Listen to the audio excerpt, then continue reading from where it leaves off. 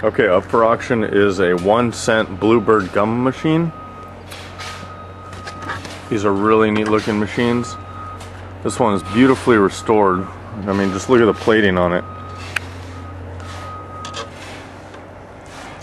All around beautiful machine. It does work. I'll show you right now. Put a penny in. Oh, that time it rejected it. If it rejects the penny, it'll come out down the scoop. We'll try the same penny, see if it works. Nope, that's a bad penny.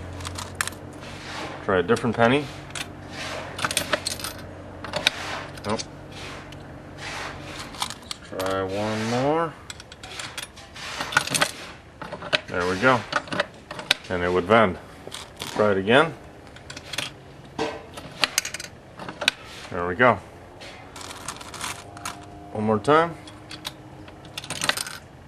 And it rejected it. So we got some bad pennies in the mix. It's an all-around beautiful machine. There is one crack, or two cracks in the globe right there. You can see.